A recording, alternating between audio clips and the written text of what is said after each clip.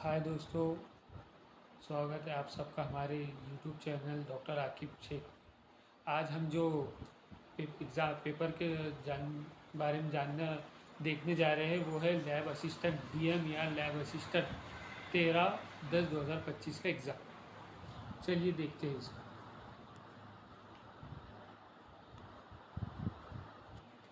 सबसे पहला क्वेश्चन जो पूछा गया था वो ये है, म्हाताऱ्याची मगर मिठी पोऱ्याची उधळपट्टी या म्हणीचे अर्थ लिहा।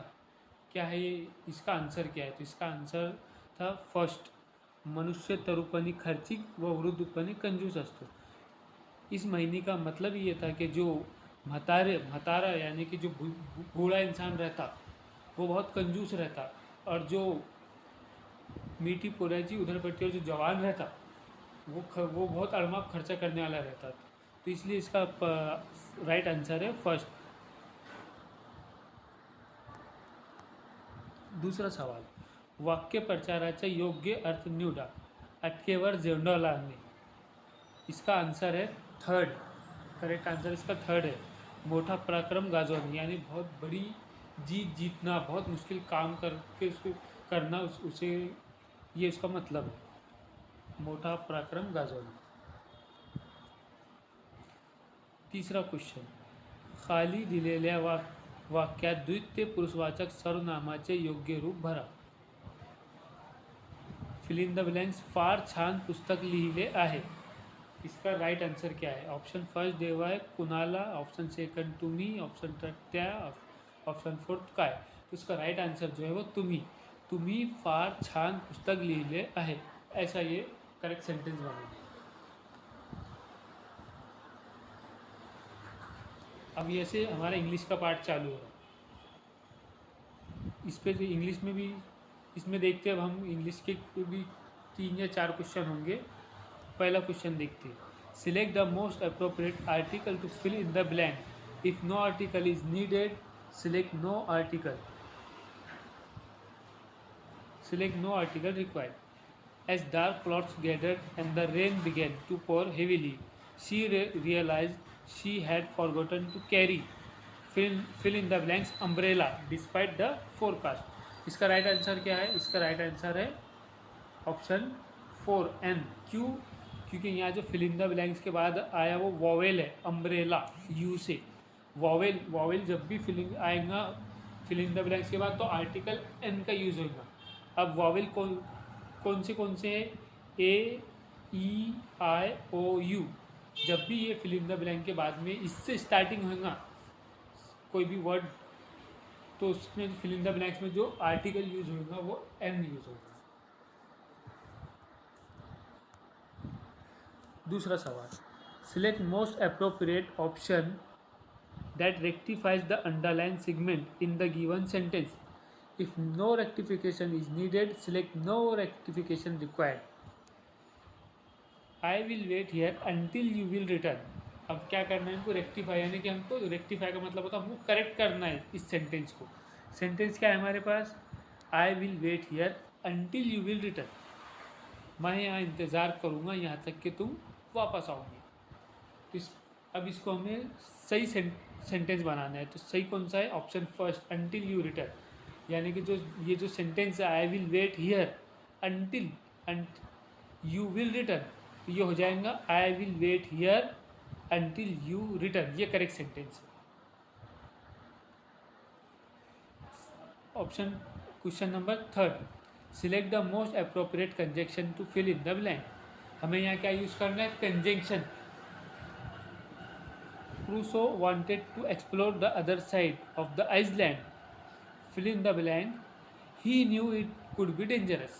तो यहाँ जो कंजक्शन यूज हो, कौन सा यूज होगा? बट। कंजक्शन बोले तो जो दो जुमलों को जोड़ता है, एक करता है, उसे कंजक्शन कहते हैं। तो यहाँ पर जो यूज होगा वो बट यूज होगा, यानी कि जो सेंटेंस कैसा हो जाएगा फिर? Crusoe wanted to explore the other side of the island but he knew it could be dangerous.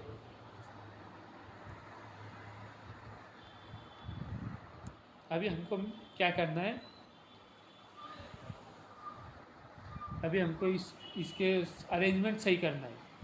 Match the following rasas column first with their meaning column second. Column first क्या है? श्रीनगर, रौद्रा, बीभाट्स, अद्भुत। तो इसका क्या है? इसका करेक्ट आंसर फर्स्ट ही है। श्रीनगर का लव, रौद्रा का एंगर, बीभाट्स का डिस्गस्ट और अद्भुत का वंडर। ये सो क्वेश्चन नंबर सेकंड देखना है, ये जनरल नॉलेज चल रहा हमारा।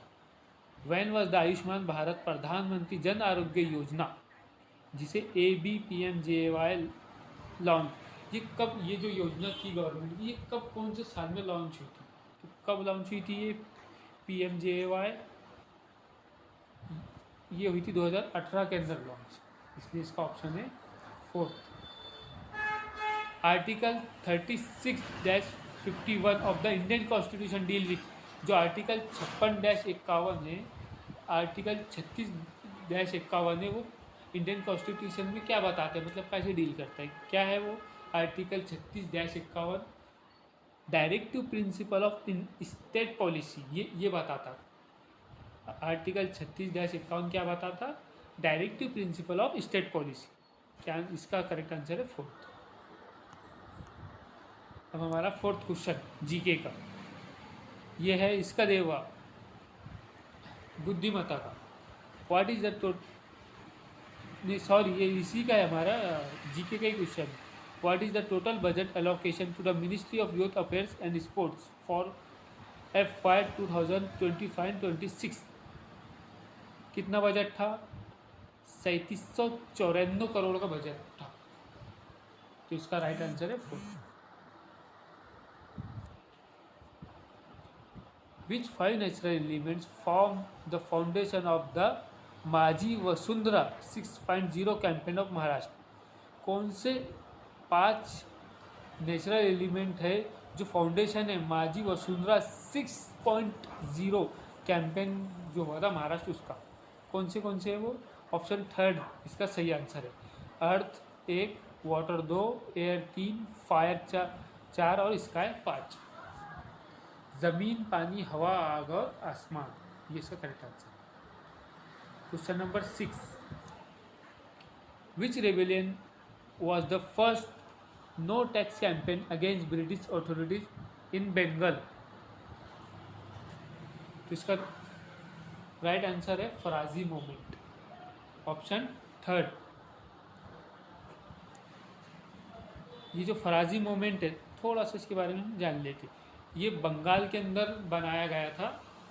ये फराजी मूवमेंट को जो है बंगाल में बनाया 19वीं सदी में, और इसको जिसने इसकी स्थापना की थी या जिसने इसकी बुनियाद रखी थी वो है हाजी शरीयतुल्लाह नाम के जो शख्स थे। इन्होंने इसको गालिबन 1818 के आसपास ये मूवमेंट को बनाया था।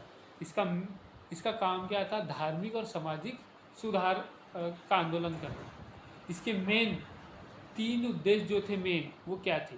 तो सबसे पहला इसका जो मेन उद्देश्य था वो मुस्लिमों में गलत परंपराओं और अंधविश्वास को ख़त्म करना।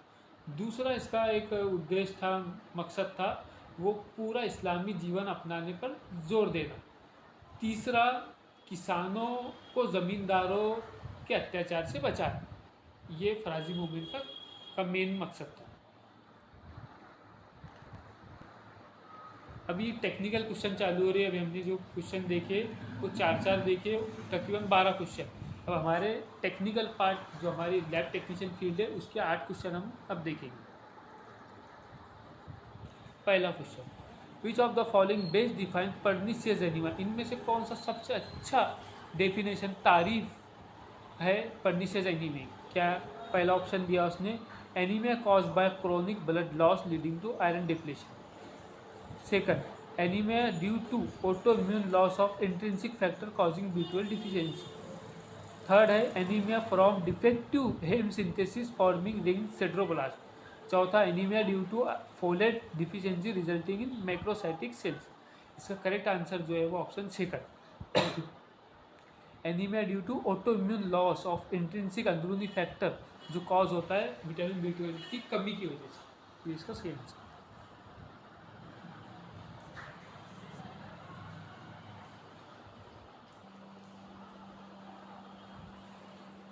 In glucose assay, a standard solution of 100 mg per deciliter, glucose gave an absorbance of 0.500.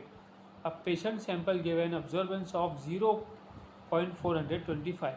If the sample was diluted 1:2 before measurement, what is the actual glucose concentration in the original sample या undiluted sample? तो option हमको देखा हुआ है, पहला है हमारे पास 212.5 mg पर डेसीलीटर, ऑप्शन सेकंड हमको 170 mg पर डेसीलीटर दिया हुआ है, ऑप्शन थर्ड 85 mg पर डेसीलीटर और ऑप्शन फोर्थ 42.5 यानी 42.5 mg पर डेसीलीटर। अब इसका करेक्ट आंसर क्या है? सबसे पहले इसका करेक्ट आंसर जो है वो 170 mg पर डेसीलीटर है, लेकिन कैसे ये हमें सॉल्व करते आना चाहिए। जब भी एग्जाम में इस टाइप का अगर क्वेश्चन आएगा या इसमें थोड़े से चेंजेस आगे पीछे करके वो देंगे, हमें सॉल्व करते आना चाहिए। क्वेश्चन पे पहले गौर करो, इसको इसका आंसर जानने के लिए हमें एक फार्मूला याद रखना चाहिए। तो फार्मूला क्या है? फार्मूला ये है, concentration of test is equal to absorbance of test upon absorbance of standard multiply by concentration of standard. तो इसमें अब हम देखते हैं सबसे पहले स्टैंडर्ड सॉल्यूशन का देवा हमको क्या है। देखो स्टैंडर्ड सॉल्यूशन हमको देवा है 100 mg पर डेसीलीटर काय का ग्लूकोज का। अगर आप जब भी ग्लूकोज का रिएजेंट देखेंगे तो उस पर उसके रिएजेंट में एक स्टैंडर्ड भी आता है। स्टैंडर्ड में उसका कंसंट्रेशन लिखा हुआ रहता है। जब हम किट को मशीन में सेट करते तो हमारे पास रिएजेंट होता है, रिएजेंट के साथ स्टैंडर्ड रहता है, स्टैंडर्ड पे उसका कंसंट्रेशन देवा रहता है जो 100 का रहता है। तो ये तो हमारा निकल गया स्टैंडर्ड सॉल्यूशन का कंसंट्रेशन, वो कितना है 100 है। अब दूसरा ग्लूकोज का एब्जॉर्बेंस कितना है। तो ग्लूकोज का एब्जॉर्बेंस हमारे जो मशीन में है वो कितना होना, इसमें जो देवा है वो कितना दिया उसने 0.500। लेकिन पेशेंट का जो हमने सैंपल रन करे मशीन के अंदर वो कितना आया, उसका एब्जॉर्बेंस जो आया पेशेंट का सैंपल रन करने के बाद वो 0.425 आया। अब वो बोल रहा है ये आया, तो अभी इस सैंपल को हमको डाइल्यूट करना है 1:2। अब यहाँ पर हमको डाइल्यूशन भी दिया उसने कि हमको इसको डाइल्यूट करना है। डाइल्यूट करके कितने से करना है 1:2। 1:2 के डाइल्यूशन में हमको समझो इसको बनाना है, डाइल्यूशन बनाना है 1:2 का। कैसा करेंगे? तो सबसे पहले हम फॉर्मूला हमारा लेंगे, concentration of test is equal to absorbance of test. Absorbance जो था टेस्ट का वो कितना है हमारा 0.425। इसको हम डिवाइडेड बाय करेंगे इसके 0.500 से, और इन दोनों को मल्टीप्लाई करेंगे 100 से। जब हम डिवाइड करेंगे 0.425 को 0.500 में से, तो हमारा जो निकलेगा वो 0.85। अब इनटू मल्टीप्लाई बाय हमारे पास क्या दिया हुआ है स्टैंडर्ड सॉल्यूशन, वो कितना दिया हुआ है 100। तो जब हम इसको 100 से मल्टीप्लाई करेंगे 0.85 मल्टीप्लाई बाय 100, तो हमारा जो आंसर आएगा वो 85 आ जाएगा।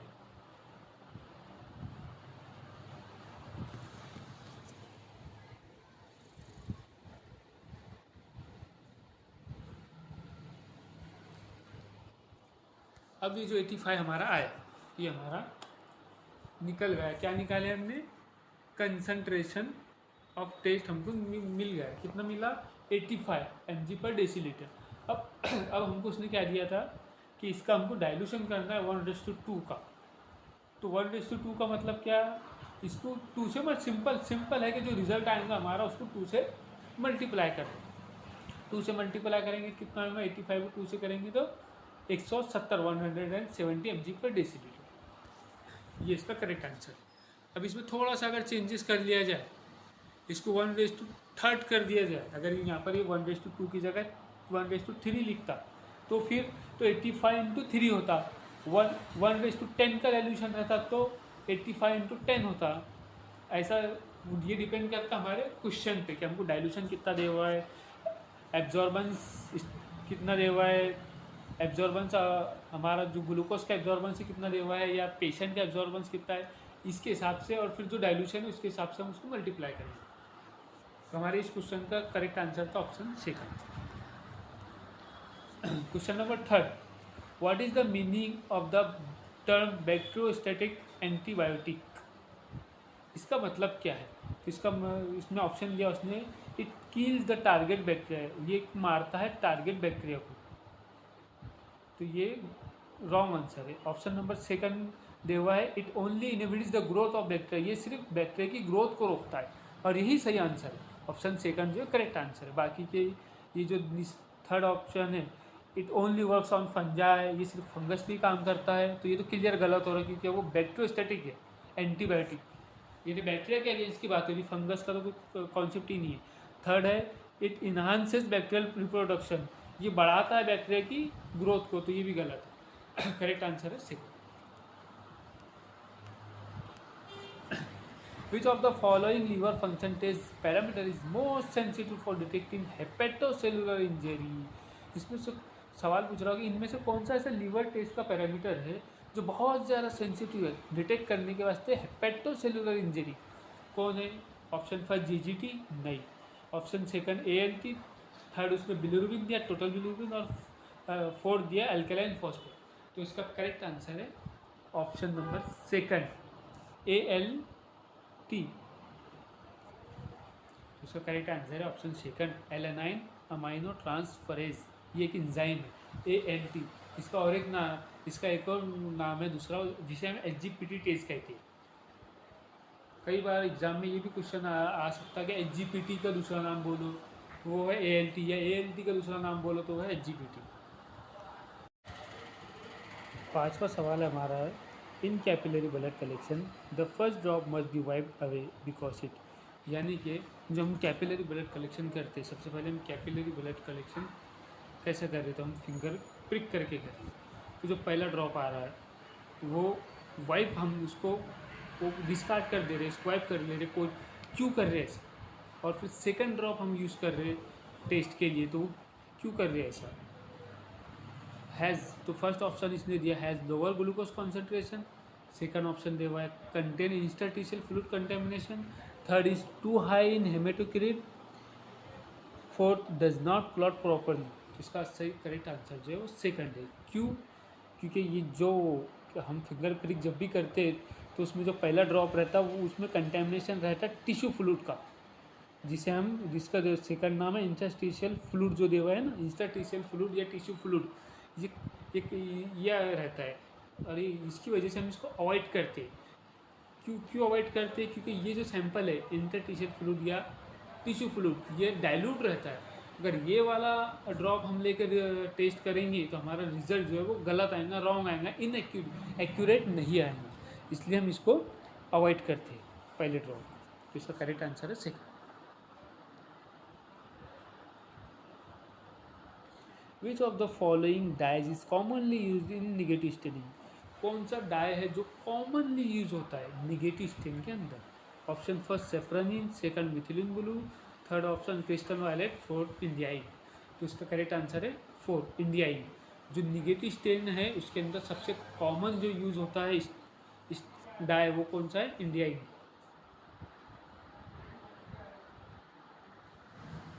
Why is the normal saline not used as diluting fluid for RBCs counting?